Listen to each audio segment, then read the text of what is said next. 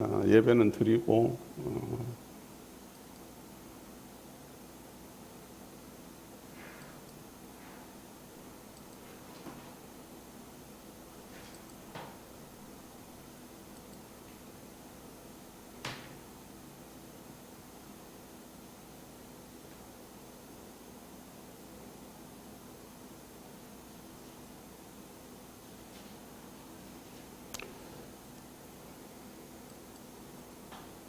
하나님 말씀 여호수아서 강론입니다. 여호수아서 제7강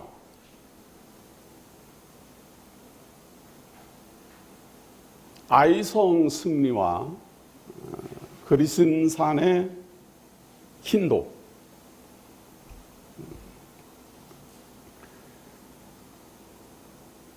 아마 들으시는 분들은 답답하시겠지만 녹음은 지금 녹화는 잘 되고 있습니다.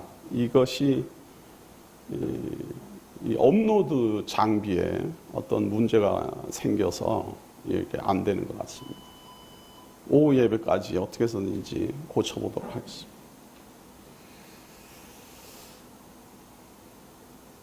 자, 여호수아서 8장 1절입니다.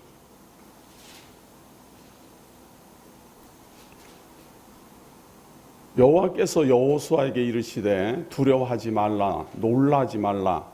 군사를 다 거느리고 일어나 아이로 올라가라. 보라, 내가 아이 왕과 그의 백성과 그의 성읍과 그의 땅을 다 내 손에 넘겨주었으니 너는 여리고와 그 왕에게 행한 것 같이 아이와 그 왕에게 행하되 오직 거기서 탈취한 물건과 가축은 스스로 가지라.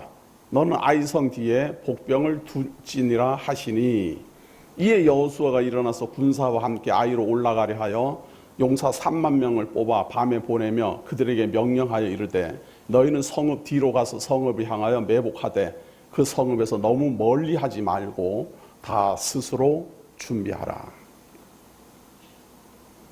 우리가 성경을 배우고 강론을 하면서요, 성경 교사들이 가장 곤혹스러워하는 것이 무엇인가 하면 이게 과거에 일어났던 이스라엘의 역사적 내용이잖아요.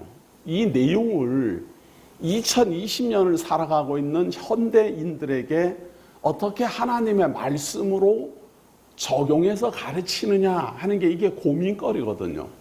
그래서 많은 사람들은 무엇에 대한 상징이다, 비유다 그렇게 말해서 사실은 과거에 일어났던 역사적 내용이지만 현실의 어떤 사건하고 연관성을 지으려고 애를 쓰기도 합니다. 그런가 하면 아예 이런 내용은, 이런 역사적 사건에 대한 내용은 신앙적 모범, 그러니까 하나님의 말씀대로 순종해가지고 드디어 아이성을 정복하게 됐다.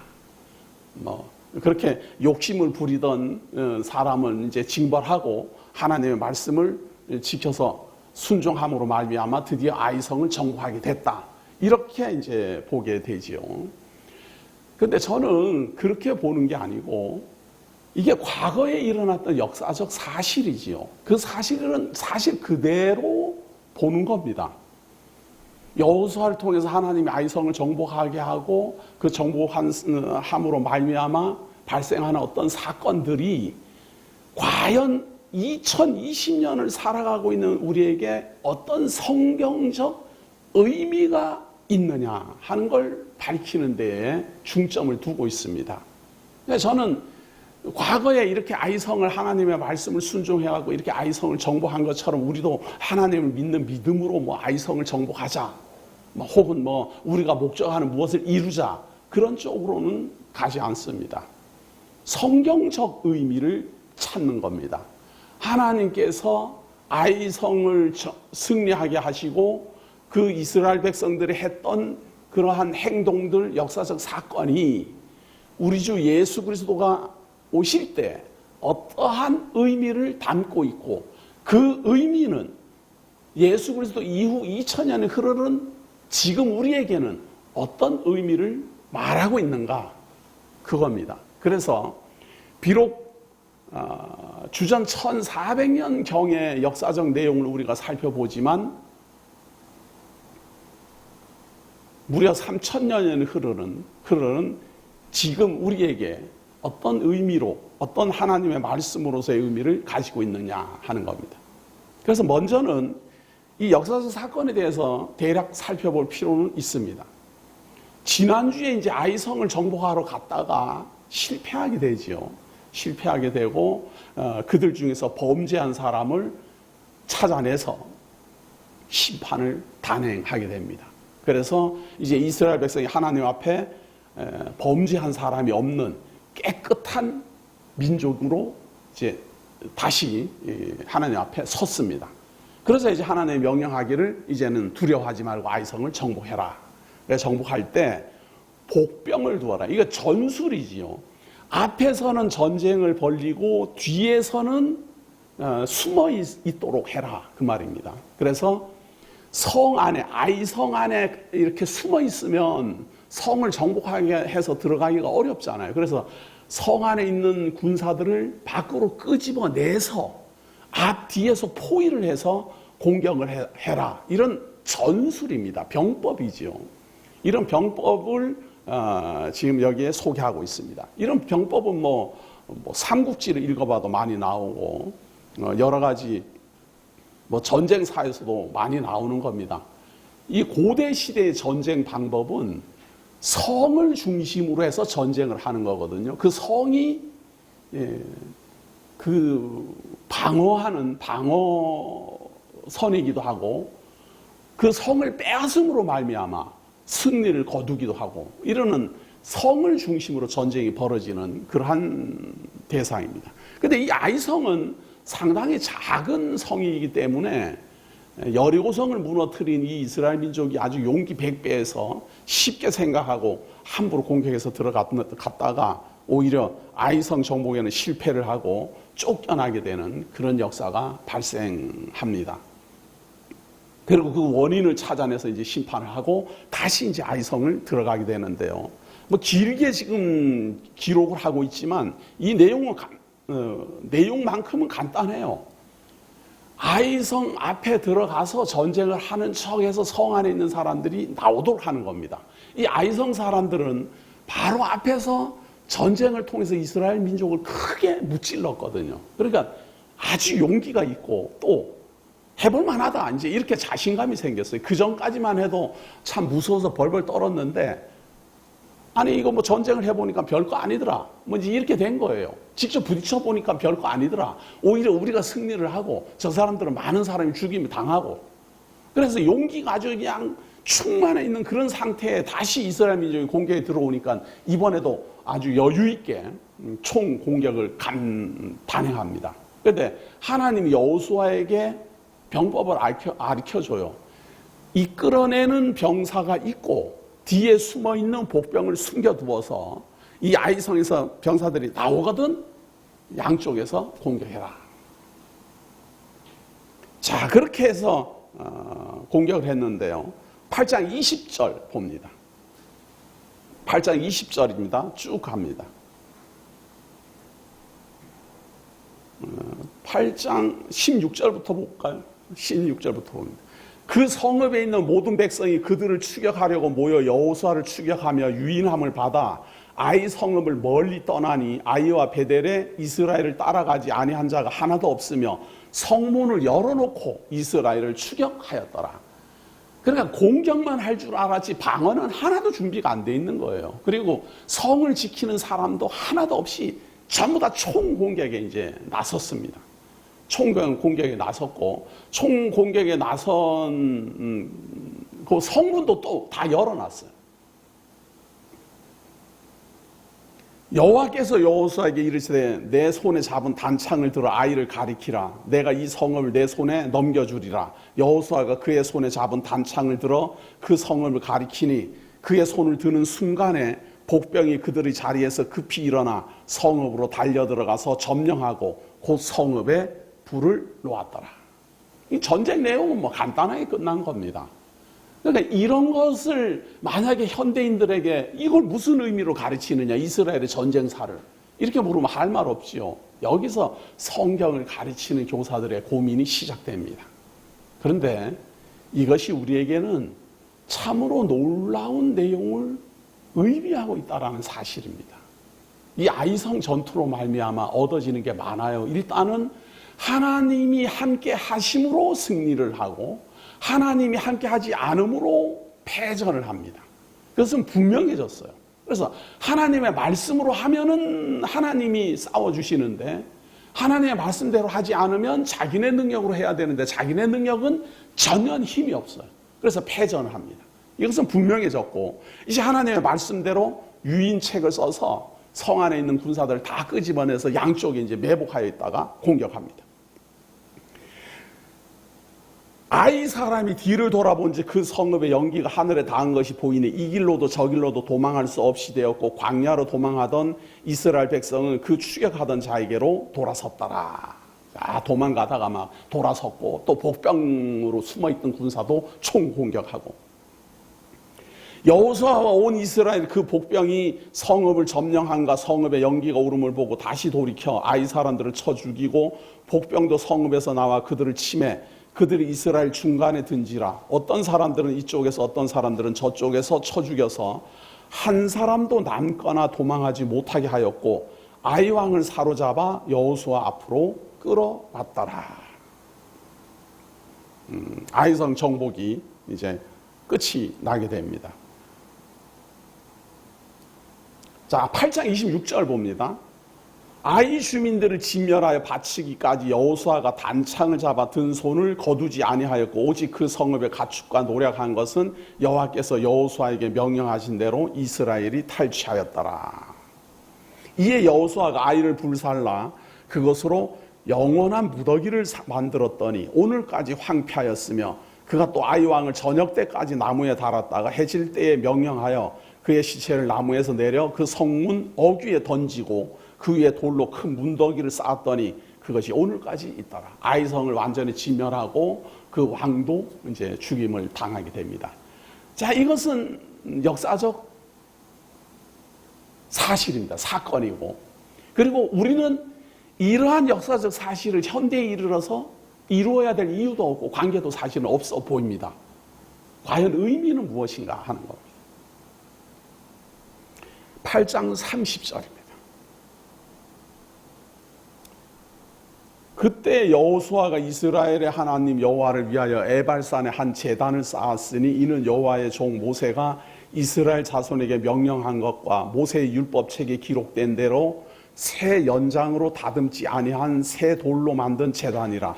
무리가 여호와께 번제물과 화목제를 제물을 그 위에 드렸으며 모세와 이스라엘 장로들이 백성에게 명령하여 이르되 내가 오늘 너희에게 명령하는 이 명령을 너희는 다 드렸으며 이제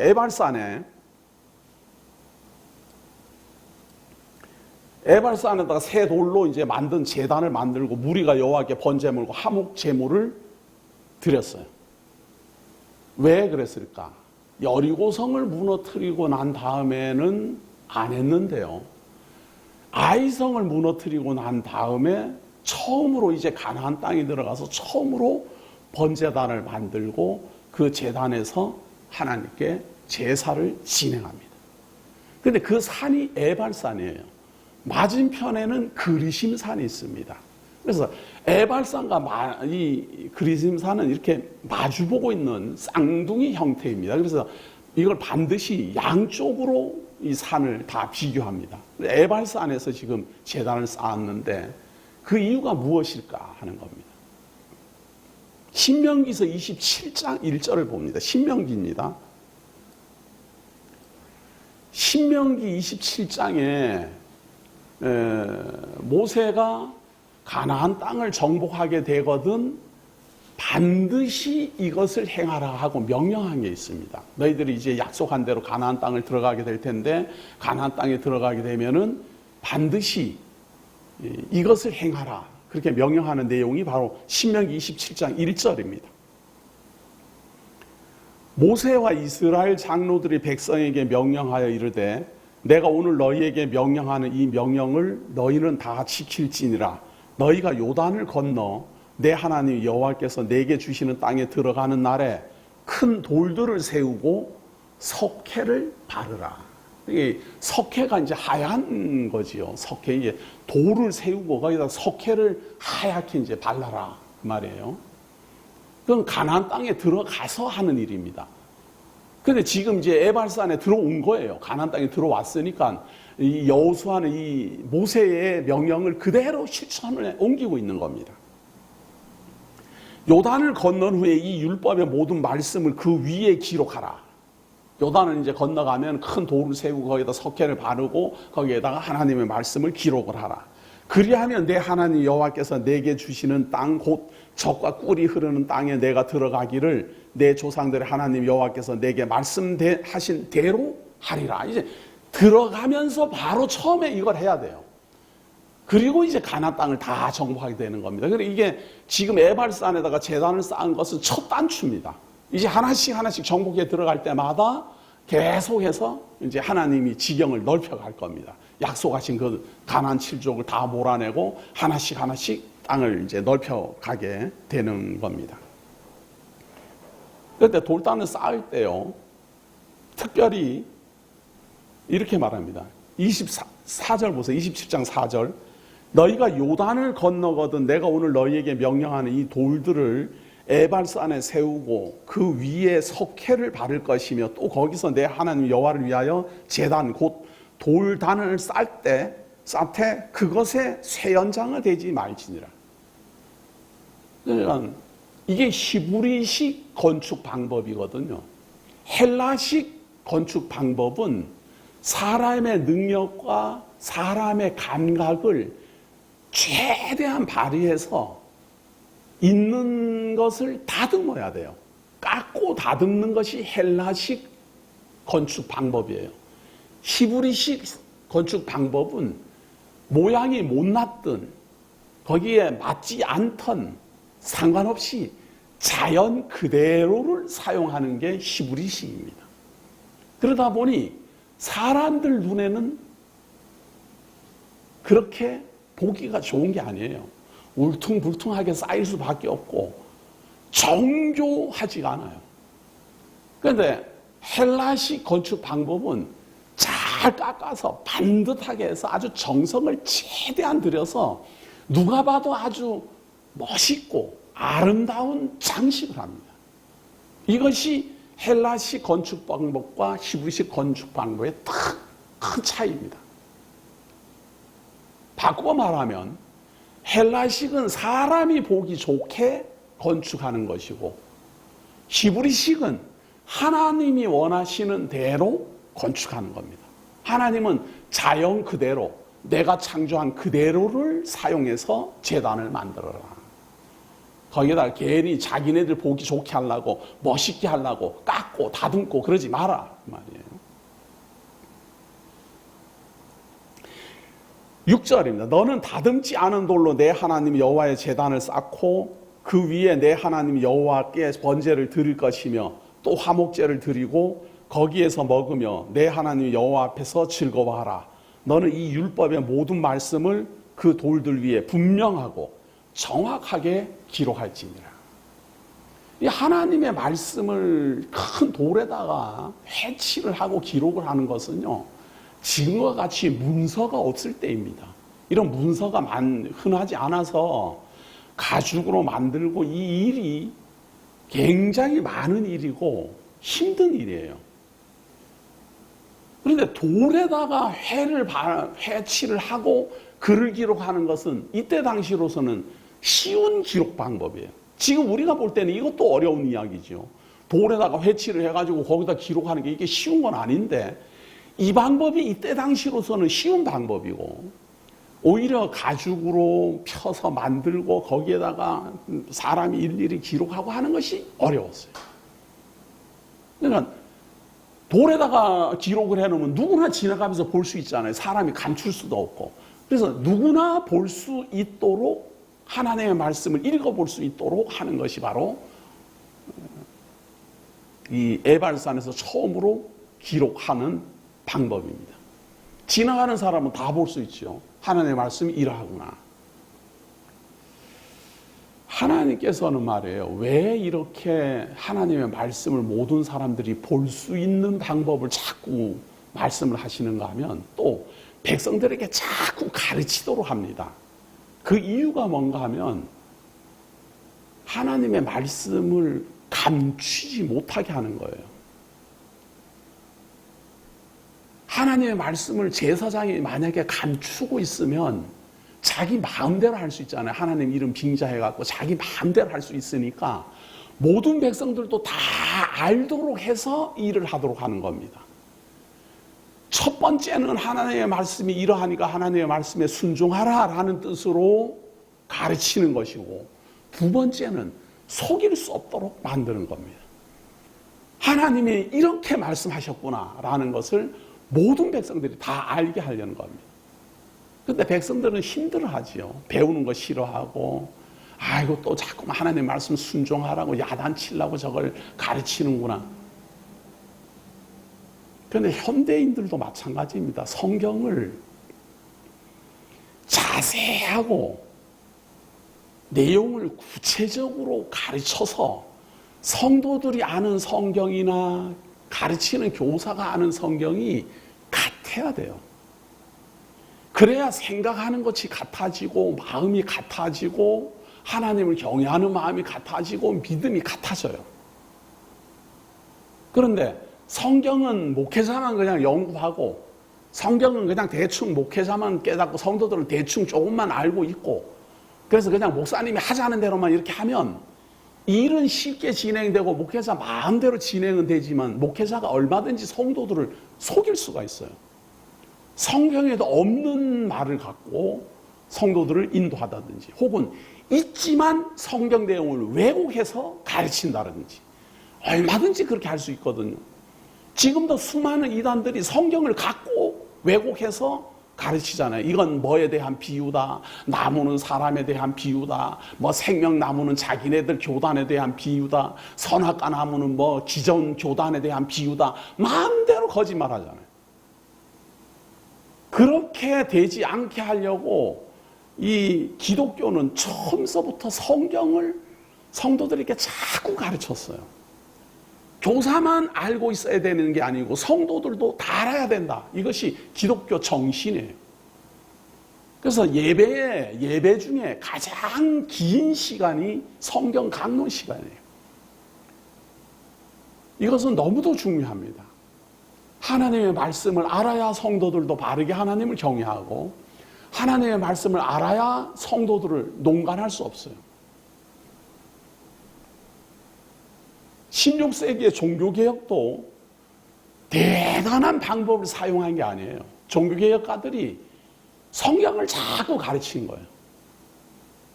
그랬더니 그동안 중세를 인도해왔던 이 천주교회는 성경을 안 가르쳤어요. 그냥 신부들이 말하는 것만 듣도록 했어요. 성경 내용을 가르치지 않았어요. 오히려 읽지도 못하게 했어요. 금서 목록 1호가 성경이었어요. 신부들만 성경을 보도록 했고 신부들의 말만 듣도록 했어요. 그래서 신부들의 말이 곧 하나님의 말이었어요. 그렇게 1600여 년 동안이나 아주 강력한 그 교사로서의 권위를 유지하던 이 천주교가 인쇄술이 막 발달하기 시작하면서 종교개혁가들이 성경을 막 인쇄를 해가지고 돌리고 성경을 가르치고 성경 내용이 이러하다. 그러니까 성도들이 이거 성경 내용이 이렇구나 라는 걸 깨닫고 난 다음에 종교개혁이 일어난 겁니다. 우리가 종교를 개혁합시다 구호를 외쳐서 일어난 게 아니고 성도들이 하나님의 말씀을 배우니까 그동안 우리가 잘못 알고 있었구나 이렇게 깨닫고 돌아선 것이 바로 종교개혁의 도화선이 된 겁니다.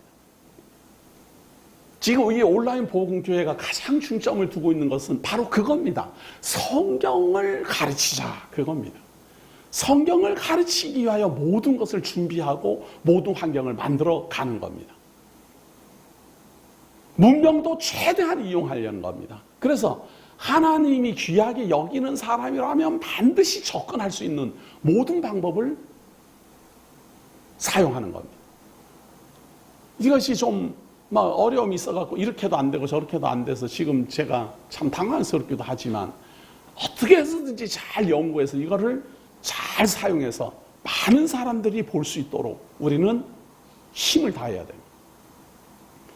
그렇다고 우리는 종교개혁을 일으키자는 말이 아닙니다.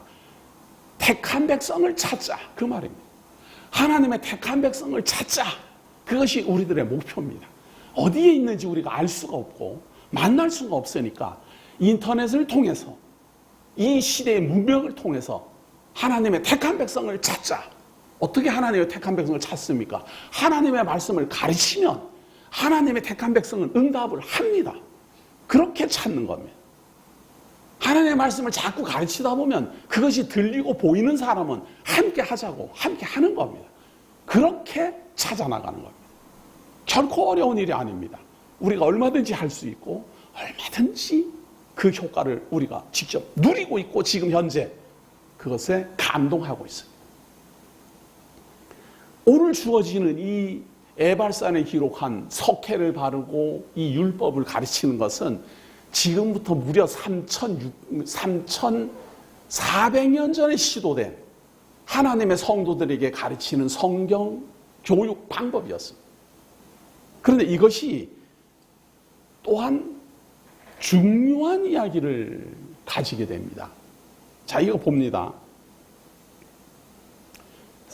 8장 34절 봅니다. 에발산에다 이제 석회를 바르고 거기다가 하나님의 말씀을 다 기록하고 율법을 다 기록을 했어요.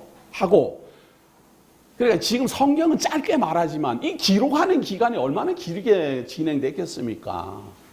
많은 부분을 기록했는데, 여호수아서 8장 34절 봅니다.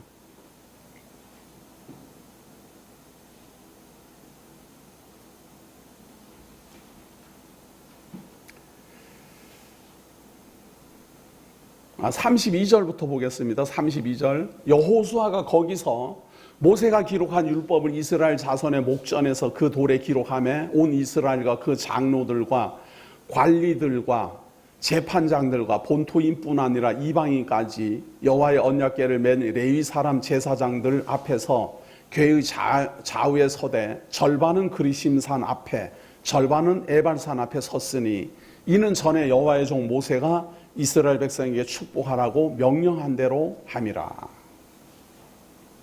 모세의 명령대로 다 기록을 했다, 그 말이죠. 자, 8장 34절입니다. 그 후에 여호수아가 율법책에 기록된 모든 것대로 축복과 저주하는 율법의 모든 말씀을 낭독하였으니 모세가 명령한 것은 여호수아가 이스라엘 온 회중과 여자들과 아이와 그들 중에 동행하는 거류민들 앞에서 낭독하지 아니한 말이 하나도 없었더라. 모두 다 낭독을 해서 기록도 하고 낭독도 하고, 이게 가르치는 방법이었어요. 그런데 우리 좀 깊이 생각해 봐야 됩니다. 지금 우리는 성경을 1시간 이상 못 가르쳐요. 그렇게 완전 정착됐어요. 그런데 이 이스라엘 민족들의 성경 교육 방법은 하루 종일 막 합니다. 지금도 그렇게 한다 그래요. 지금도 회당에 모여가지고 성경을 하면 하루 종일 한대요. 하루 종일. 그리고 뭐 이렇게 설명을 하거나 하기도 하지만 대부분 계속 읽고, 그것이 이제 깨우치게 하는 방법이죠.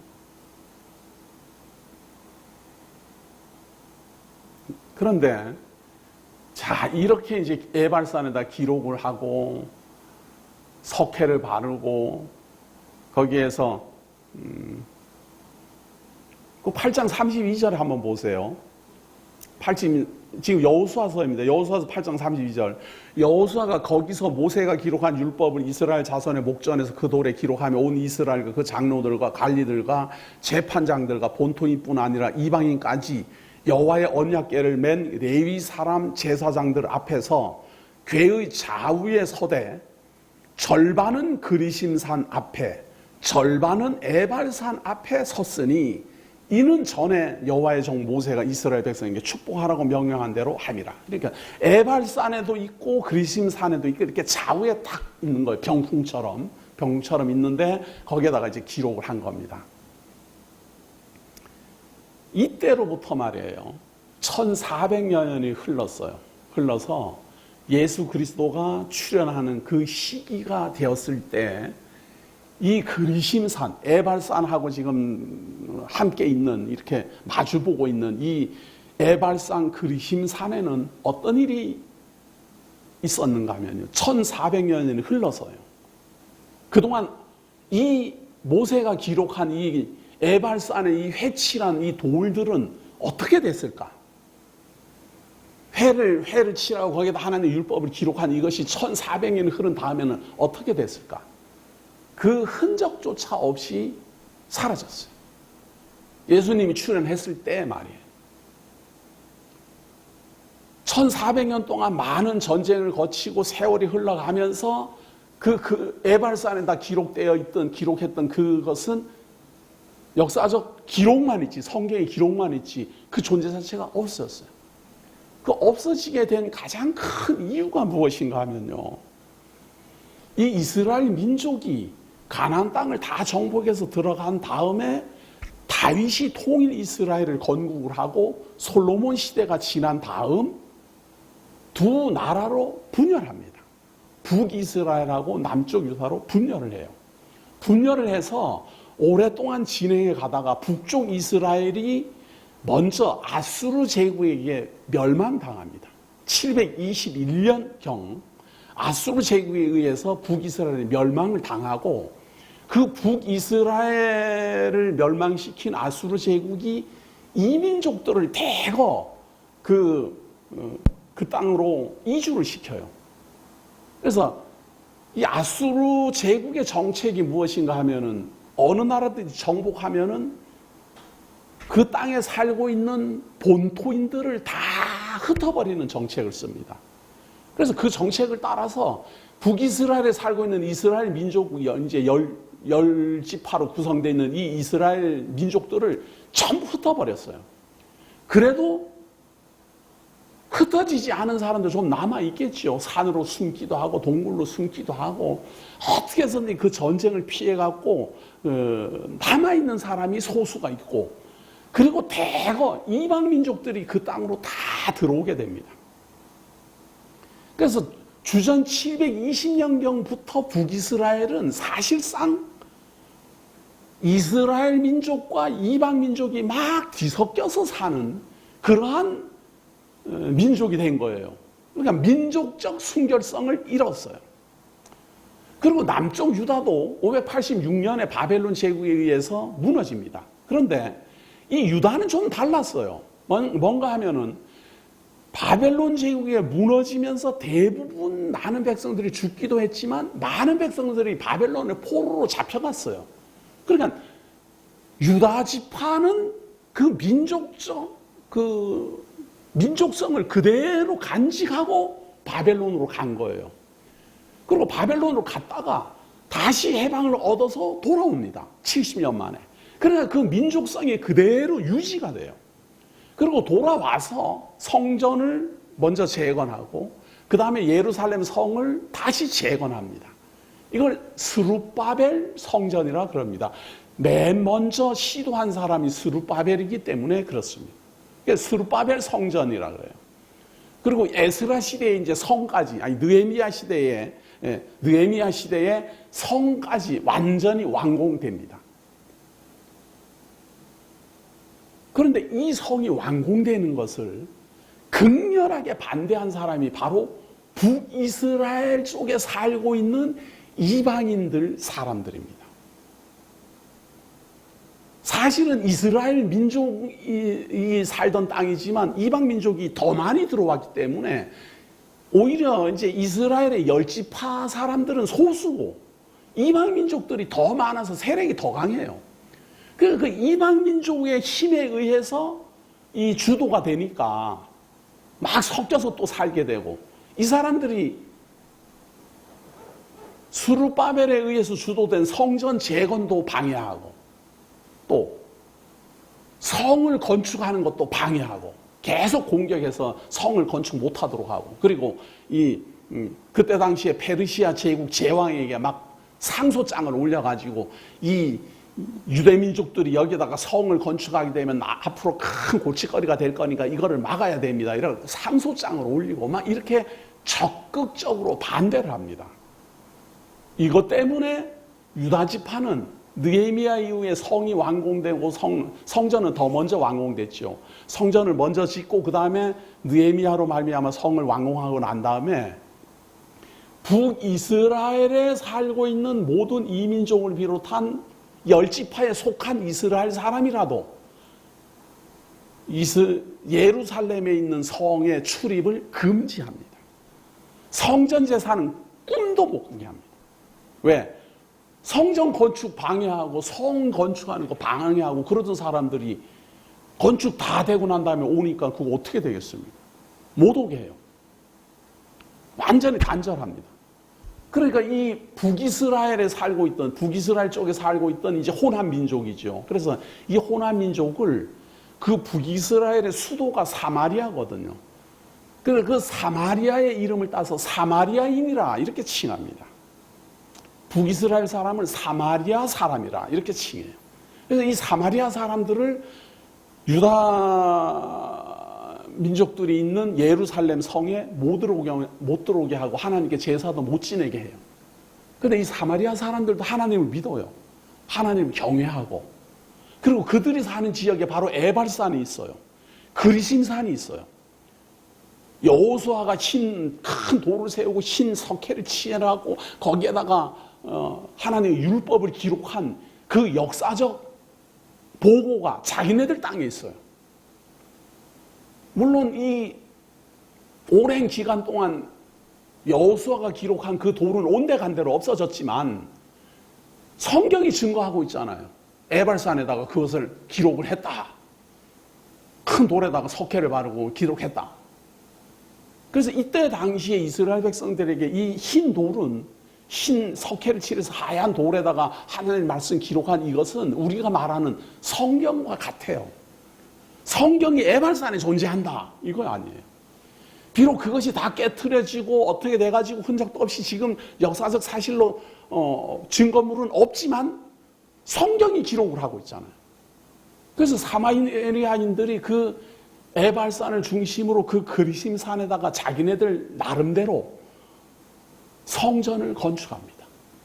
하나님을 섬기기 위해서 성전을 건축하고 제사장도 뽑고 제사도 진행합니다. 그래서 절기가 되면은 이 사마리아 사람들은 여로보암 시대부터 내려왔던 절기를 따라서 베델에 올라가서 제단에 제사하던 그런 습성을 따라서 사마리아 사람들은 전부 다 이 사마리아에 있는 그리심산 성전에 가서 제사를 지냅니다. 유다 민족들은 예루살렘에서 하나님께 제사를 지냅니다. 바로 이때에 예수 그리스도가 사마리아 수가성에서 한 여인을 만난 겁니다. 자, 한 여인을 만나가지고 예수님이 그 여인에게 그럽니다. 물을 좀 다고. 그래, 이 여인이 깜짝 놀래요. 아니, 가만히 봤더니 유대인인데, 유대인은 우리하고 상종도 안 하는데 어떻게 나에게 물을 달라고 할 수 있습니까? 이 여인이 깜짝 놀래요. 자기네들한테 말도 걸지도 않는데.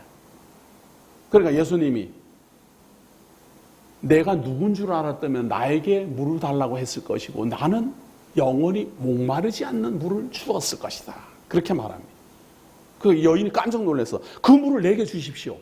그래서 내가 이제 물도 깊지 않고 영원히 목마르지 않는 그 물을 마시고 싶습니다. 그러니까 예수님이 내 남편을 데려오라. 이 여인이 남편이 없습니다. 그러니까 내 말이 맞다. 5이 있었으나 남편은 아니다. 이게 굉장히 부끄러운 고백을 한 거거든요. 바꿔 말하면 저는 남편을 두고 가정을 꾸린 그런 정상적인 사람은 아닙니다. 그 말입니다. 유대인인 당신이 나하고 지금 말을 섞을 수 있는 그런 사람이 제가 아닙니다. 남자를 5이나 거친 사람입니다. 그리고 사마리아 여인입니다. 이 말 속에 자기의 그 부끄러움을 그대로 드러낸 겁니다.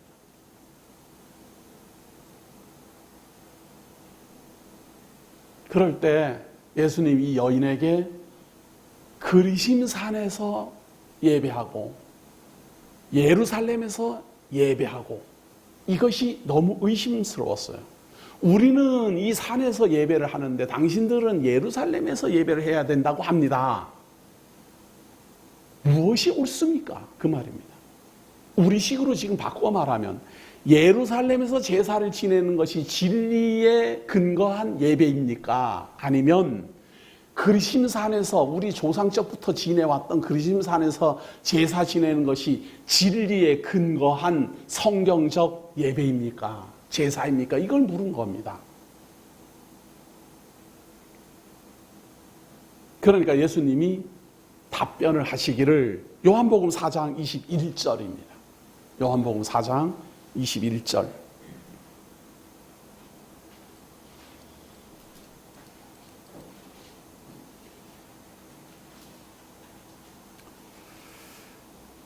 요한복음 4장 21절 예수께서 이르시되 여자여 내 말을 믿으라. 이 산에서도 말고 예루살렘에서도 말고 너희가 아버지께 예배할 때가 이르리라. 너희는 알지 못하는 것을 예배하고 우리는 아는 것을 예배하노니 이는 구원이 유대인에게서 나니라. 자, 이것이 예수 그리스도가 예루살렘 성전과 그리심산에 대한 해석을 하는 겁니다. 이 그리심산에 있는 그 성전이나 에발산에 있는 그 성전이나 같은 말이에요. 같이 있는 거니까. 자, 그런데 이 산에서도 말고 예루살렘에서도 말고 너희가 아버지께 예배할 때가 이르리라. 유다 예루살렘도 아니고 그리심산에 있는 성전도 아니고 예배할 때가 온다. 이렇게 예언을 했어요. 2000년 전에 지금 2000년 전에 예언을 하면서 하는 말이 너희는 알지 못하는 것을 예배하고 그리심산에서 예배하는 것은 알지도 못하면서 예배한 맹목적인 신앙이다. 그 말이에요. 사마리아 사람들이 그리심산에다가 자기네들 마음대로 성전을 만들고 여기가 역사적 전통이 있다. 여호수아가 여기에서 성경을 기록했다. 이런 걸 근거로 해서 자랑을 하고 베델에 옛날부터 야곱이 있어요. 야곱이 거기서 꿈을 꾸었다. 이런 역사적 근거를 다 들이대도 그것은 모르고 예배하는 거다. 그 말이에요. 알지도 못하고 의미도 모르고 왜 예배하는지도 모르고 그냥 예배해야 되는 거니까 그냥 하는 거예요. 지금도 예배를 이렇게 드리는 사람 많아요. 왜 예배 드리는지도 몰라요. 그냥 왜 예배 드리는지도 모르고 그냥 건축물이 있고 성전이 있고 제사장이 있고 그러니까 거기 가서 그냥 예배를 드리면 되는 줄로 알아요. 그런 걸 맹목적 신앙이라 그래요. 알지 못하고 예배하는 사람들. 지금 현대인들도 많아요. 알지 못해요. 뭐가 뭔지도 모르고 그냥 가서 참여는 하고 시간이 되면은 그냥 집에 가고 또 밥 먹고 그냥 여가선용이에요. 그래도 현대인들이 그래도 생각이 좀 있어야 되니까 그래도 교회 생활도 해야 되고 연보는 그냥 용돈 내듯이 좀 내고 그냥 있는 거예요. 왜 자기가 예배를 드리는지, 왜 하나님을 말하는지, 왜 성경을 보는지 아무 의미도 몰라요. 그냥 습관적으로 해왔던 거 그대로 한다. 그런 이야기. 반면에 이스라엘 백성들은 아는 걸 예배해요. 이스라엘 백성들은 예루살렘에서 왜 아는 걸 예배한다라고 예수님이 해석을 했을까? 유대인들은 말이에요. 예루살렘을 통해서 메시아가 오고 예루살렘으로 말미암아 죄 사함을 받고 예루살렘을 통해 가지고 복음이 전파되고 예루살렘으로 말미암아 하나님의 나라가 이루어질 거라는 걸 다 알고 믿는 거예요. 구약의 내용이 하나님이 정하신 예루살렘으로 메시아가 오고 예루살렘으로 왕이 임하고 처녀가 잉태하여 아이가 태어나리니 그 임마누엘을 한 그 임마누엘이 다윗의 가문에서 태어나고 그런 전부 다 약속이 되어 있기 때문에 아는 거예요. 무엇을 압니까?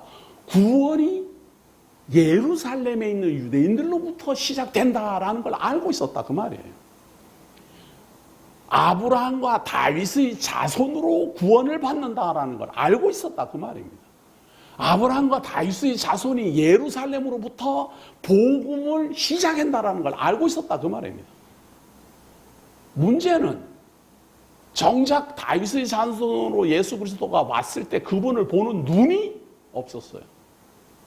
약속은 알고 있었는데 그 약속의 대상이 곧 예수라는 사실을 알지 못했다.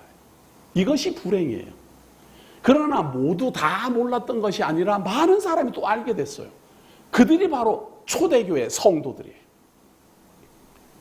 많은 유대인들이 예수 그리스도를 몰라보고 십자가에 달아 죽이고 그냥 내치고 다 그랬지만 눈이 떠지고 중생하여 거듭나고 성령의 감동으로 예수가 그리스도라고 믿은 구약의 모든 구원의 실체가 중심이 메시아가 예수라고 믿은 초대 성도들이 불같이 일어났습니다. 이것은 우리가 부정할 수 없는 역사적 사실입니다.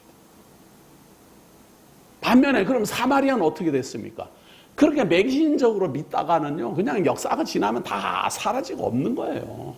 끝나는 거예요, 끝나는 거. 더 쉽게 말씀드리면 무슨 말인가 하면요, 성전을 건축을 하고 제사를 집행을 하고 이런 의식을 치르고 외형을 갖추고 하는 것은 안고 없는 찐빵이라 그래요. 그런 걸 내용 없는 그리심산에다가 아무리 예루살렘과 똑같이 성전을 만들고 똑같이 제사를 진행한들 그거는 그냥 흉내만 낸 거다 그 말이에요. 흉내만 낸 거. 알맹이가 없어요. 알맹이가. 또 예루살렘도 마찬가지예요. 예루살렘은 하나님이 지정하신 유일한 거룩한 장소예요. 그런데 거기서 제사를 지내는 이유, 다윗의 자손이 누구인지 알아야 되는 그 근거, 그리고 시온으로 말미암아 복음이 시작돼서 땅끝까지 전파된다는 약속 알고는 다 있으면서도 정작 그 주인공이 예수라는 사실을 알지 못했으면 스룹바벨이 재건한 그리고 헤롯이 재건한 그 성전이 무슨 의미가 있어요? 헛수고만 한 거예요. 헛수고만. 아무리 거대하게 지으면 뭐예요? 알맹이가 없는데 알맹이가. 지금 현대도 마찬가지입니다. 내용도 모르면서 뭐 교단이 크고 뭐 어디에 소속되어 있고 사람이 많이 모이고 이런 것은 다 시기가 지나면 때가 되면 다 사라져요. 영원히 땅에 떨어지지 않는 것은 하나님의 말씀밖에 없어요. 그 하나님의 말씀을 위해서 환경이, 장소가, 여건이 중요한 겁니다. 예수님이 그러잖아요. 예루살렘에 있는 유대인들은 아는 것을 예배한다 그러잖아요. 뭘 합니까? 하나님의 말씀이 계속 전승돼 왔거든요. 예루살렘을 통해 갖고 율법이 전승됐고 가르쳐졌고 메시아에 대한 예언이 계속 알려졌으니까 알 수밖에 없어요. 중요한 것은 아는 대로 오신 예수 그리스도를 보고도 못 알아본 게 문제예요. 그러나 모두 다 못 알아본 게 아니라 수많은 사람이 그를 알아왔고 눈이 떠졌고 귀가 열려서 초대교회가 예루살렘에 생겨나는 겁니다. 여기에까지 이르지 못하면 그리심산에 세워진 사마리아의 성전이든지 예루살렘에 존재했던 그 성전이든지 아무런 의미 없습니다. 이걸 깨닫지 못하면 또 현대에서도 마찬가지입니다. 자, 요한복음 4장 23절 보세요. 아버지께 참되게 예배하는 자들은 영과 진리로 예배할 때가 오나니 곧 이때라. 아버지께 예배하는 사람은 성령으로 중생한 사람이어야 돼요. 그리고 성전을 근거로 해서 예배하는 게 아니고 진리의 근거에서 예배해요.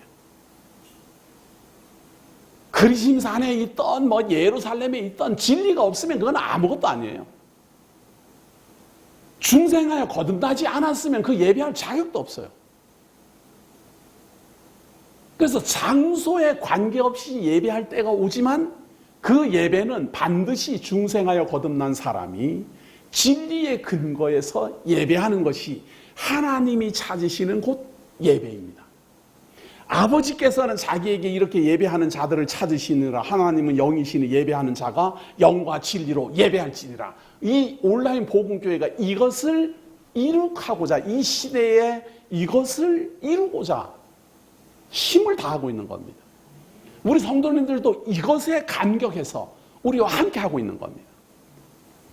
우리는 장소, 여건, 환경을 최대한 사용해서 알맹이, 진리, 이 진리를 증거하려고 최선을 다합니다. 그러면 반드시 중생하여 거듭난 사람은 듣고 보고 깨달을 것입니다. 그들을 찾으려는 겁니다. 몇 명이나 찾을지 저는 알 수 없습니다. 몇 명이나 우리와 교류를 할지 저도 알 길이 없습니다. 그러나 분명한 것은 신령과 진정으로 예배하는 사람들은 함께 하게 되어 있습니다. 택한 사람은 택한 사람과 함께 하게 되어 있습니다. 왜냐하면 그리스도가 머리고 택한 모든 사람들은 그리스도를 머리로 한 지체이기 때문입니다. 반드시 우리와 만나야 된다라는 그런 건 없습니다. 과거에 태어났다가 사라진 수많은 택한 백성들, 또 미래에 태어날 수많은 택한 백성들, 우리는 만날 수 없습니다. 그런데 하나님 택한 백성에게는 틀림없습니다. 또 현대도 우리하고는 아무 관계가 없는데 하나님이 인도하시고 하나님이 섭리하신 어느 장소 어느 환경에서 하나님의 택한 백성으로서 참으로 신령과 진정으로 예배하는 성도들이 분명히 존재할 겁니다. 우리는 우리의 환경과 우리의 여건에서 만날 수 있는 사람만 만나는 겁니다. 왜냐하면 그것이 우리가 이 교회, 온라인 복음교회를 유지하는 목적이기 때문입니다. 그분들을 위해서 온라인 복음교회를 유지하는 게 아니고 우리를 위해서입니다. 우리가 신령으로, 우리가 진정으로 예배하고 싶어서입니다. 장소에 어떻게 됐든지 간에, 사람들이 얼마나 많든지 간에 그런 건 아무 상관없이 내가 하나님 앞에 진실된 마음으로 예배하고자 한다. 그것이 에발산에 세워진 여호수아가 석회를 바르고 거기에다 기록했던 하나님의 말씀 전파 방법이나 지금 3,400년이 흘러서 우리 현대인들에게 나타난 이 인터넷을 통하여서 복음을 전파하는 방법이나 같은 거예요. 그 의미는 어떤 방법이든지 그때 당시의 문명을 최대한 사용해서 택한 백성에게 알려주어라, 그 말을. 그러면 듣고 배우는 사람은 함께 모이게 되어 있습니다. 자, 여기서 마지막으로 한 절만 더 봅니다. 요한계시록의 말이에요. 버가모 교회에게 이런 예언을 합니다. 계시록 2장 17절 봅니다.